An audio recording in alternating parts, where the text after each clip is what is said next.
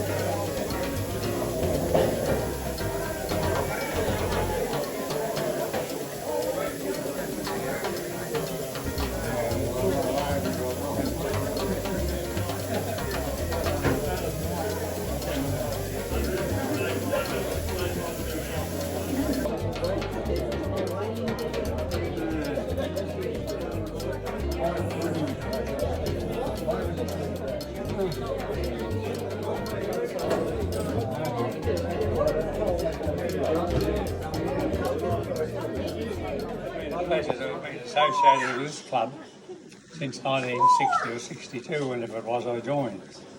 And I've enjoyed every minute of it. I'm just unfortunate now I'm not quite able to do some of the physical work I used to do, but I still like being with all of you in the club. You've been good friends and still are, and I look forward to a few more years maybe. Yes.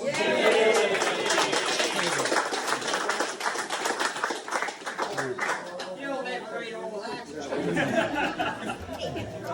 Give him a hand, Henry.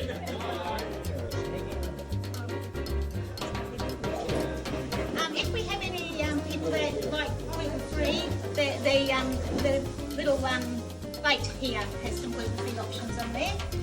There's also fruit salad, which is completely all just fruit, no additives. And there's fresh Greek yogurt, and there's pure cream that will have no additives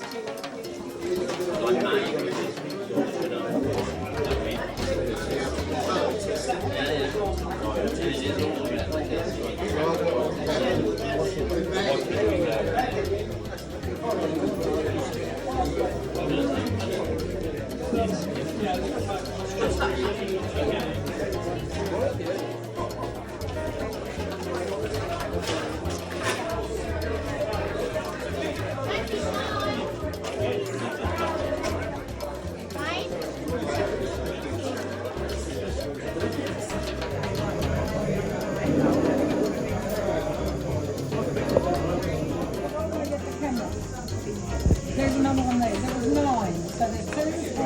That's it. So all 3 plates, I believe.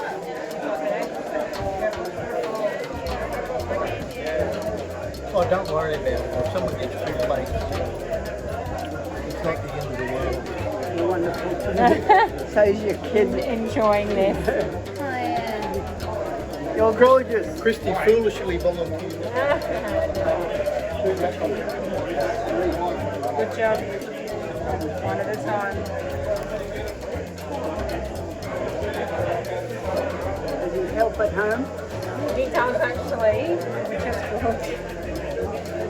loves helping. I love Don't you, mowing mate? too. He does love mowing.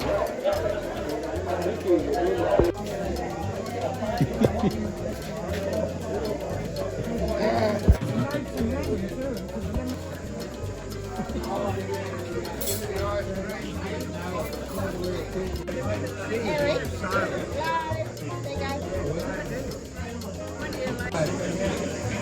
Tasmania. Hang on. Hello, Eric. I hear you've bought more equipment. I always Yeah. knew your other place and you had a wonderful workshop, but now you've moved. So why have you, at this stage of your career, bought another? What is it that Well, I you... bought another lathe because the 6-inch lathe that I've had for years, a Romanian lathe, of course was 3-phase. And when I left Andrew Road, when I went up to Heritage Park, I had to get 3-phase power put on there. Then when I met Sherry and we moved and we bought that bigger house at Regent's Park, I had to get 3-phase power put on there, and each time it cost me $3,000.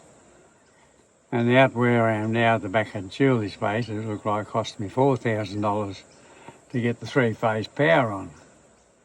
So I thought, this lathe, it's a good lathe, but it's 40 odd years old, and I didn't feel like spending another $4,000 just on 3-phase power, so, and not being my property as well. So I decided I sold that lathe, and I bought a new one from here and Forbes that's single phase, so I didn't have to get any special electrical installation for it. I just put it in there, so I've still got virtually the same capacity lathe. Probably not as good a quality as the Romanian lathe that I had, but good enough for hobby work, so I'm still trying to battle on and do a bit of hobby work. What did you plan to do with it? You have already built, I think the number is 17 locos. Oh yeah, well I've just finished building a 2-cylinder marine type engine, a design from an American bloke, which not a bad engine, but I was always intrigued by the scale marine engine that Reeves in England put out, which was a real scale proper marine engine. So I bought a set of castings from them. I got the last of them in the last week or so, and so I'm going to build that engine, so that'll keep me off the street for another bit of time. Hopefully I'll finish it.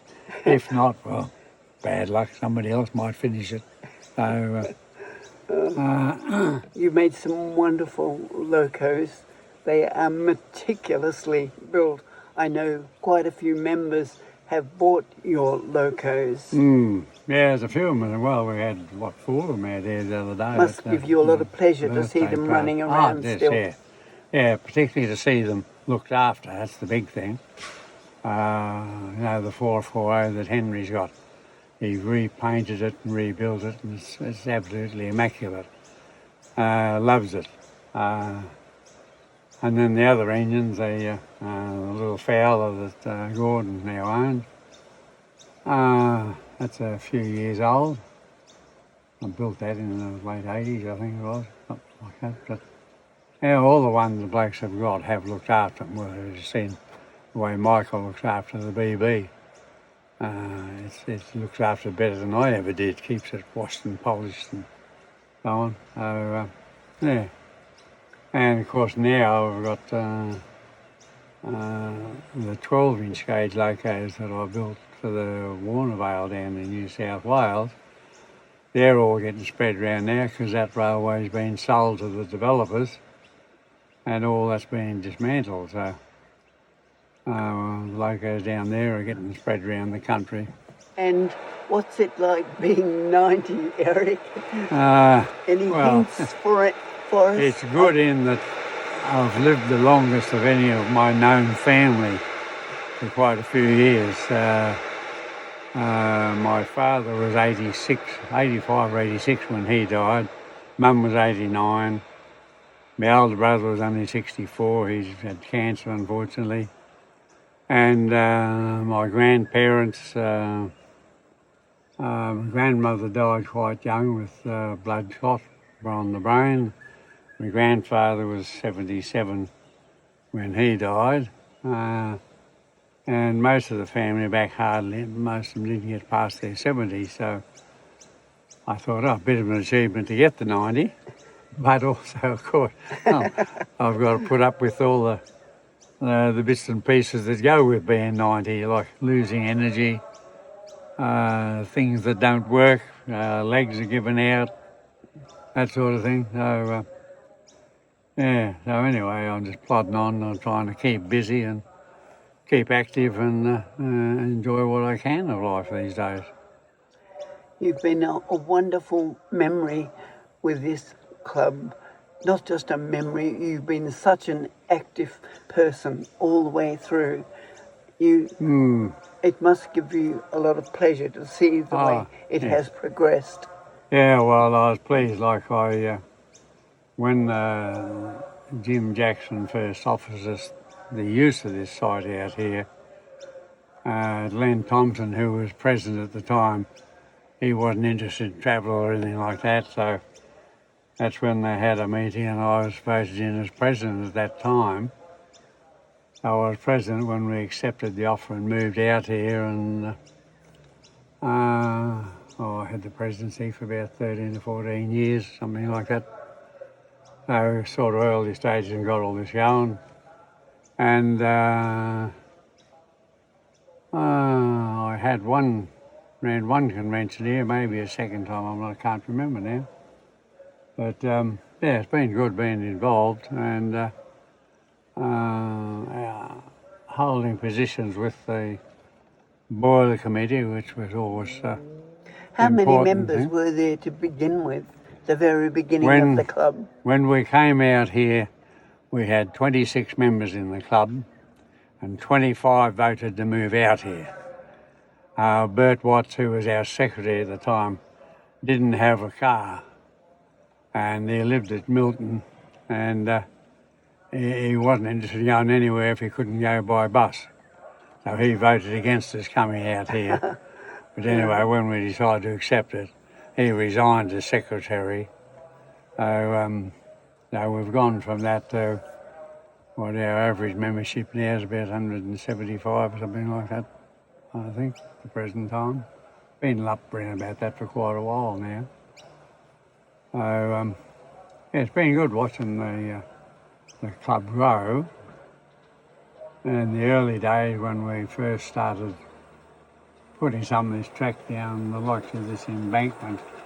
It was just all bush in those days, wasn't it? Everyone? It was just all bush, trees. Oh yeah, They well, had to cut all the trees for down. 6 months we did nothing, but fortunately we had some young blokes in the club who were very athletic. With axes we cleared a path from roughly where the dining room is now up to the crossover here to see what shape the block was. The bush was that thick you couldn't really see what was there, so that was the first thing. We just chopped down trees because we didn't have much money. At the time we came out here, we didn't have much reason to have a bank account, so our annual fees were 30 shillings or something like that, if that. Wives were very heavily involved in those days, weren't they? Wives. Oh yeah, the wives were good. They came out and supported the men, made sandwiches, made the tea and that, and sort of kept the blokes supplied with something to eat. And some of them worked quite well. Once we've got basic clearing done, the likes of old Mrs. Kagan, the sister, with some of the early gardeners, planted a lot of the stuff that's here still growing now. They were very active, and then a few others joined them and got the gardens going. And we thinned the trees out. We always had a bit of a problem when Jim owned the property, when we had the use of it, we were paid the half the rates and covered insurance and that sort of thing for the use of the property. When Jim owned it, if you want to cut down the sapling, oh no, he was a real greenie. You can't do that. Oh no. When we eventually bought the property, the first thing he did was say, "Oh, that gum tree there, that one's chopping down. That's dangerous. It's going to fall on someone." Yes, Jim, we told you about that years ago. and this sort of thing. So Yes. there was a change of attitude once he didn't own the property anymore. But no, it's just gradually progressed, and we've had some good people with vision on gardening and layouts and stuff. It's like now Don being a good president in that, being involved in civil engineering, he's familiar with the right sort of bridges for the area and that sort of thing, you know. So And the tunnels. it's done a lot for the layout of the place. It's certainly a very exciting venue these days. And it is, many children, it's their absolute wonderful day out. Yeah. Yeah, well, most of our clubs down south, they all praise this site. They consider it one of the best clubs in Australia now. It's a bit of a change of attitudes over the years, in that early in the piece, as nearly all the clubs down south, they're on council property, and they thought we were silly buying it. Oh, you don't buy your own property, you have council ground. But then, of course, there's a number of them now that are in trouble with councils that don't want to renew leases and all this sort of stuff. So they're envious of our position now. A few have been evicted, haven't they? Oh yeah. Of course now, because we own it, everything that goes on here stays here. We don't have to get council permission or anything like that. So we've been able to develop it to what we wanted. And we've ended up with an excellent track. It's definitely one of the better tracks in Australia. Yes. We're very proud of it ourselves. Yeah. It's lovely. Well, I hope you had a very happy 90th birthday. Oh, has been, yeah. I was quite surprised. A daughter of mine is very good at organising surprise do's. Between her and Wayne, they got together and organised it all, and I had no idea until I was almost here that there was something going on. She did a good job, which is excellent, that she organised a party for my 80th birthday at I Upper think Mount Gravatt. everybody enjoyed it. Yeah, it was a good, yeah, they're a good bunch of people. And You've been a wonderful member, Eric. I've been fortunate in that met an awful lot of nice people in this club, and think the world of all of them. They've all been very good friends and still are, of course. Unfortunately, we lose a few now and then, but that's Well, the way time it goes. takes its toll, doesn't it? Oh, it does, yeah. Well, yes, I'm just plodding along. Hopefully I'll live long enough to do a fair bit of this engine I'm building, but if I don't, well, hopefully somebody else will take it over and finish it. Right. And the equipment will be sold and someone will get the benefit of it all. Thanks, Eric. Thanks for doing this for me. Yeah, no worries.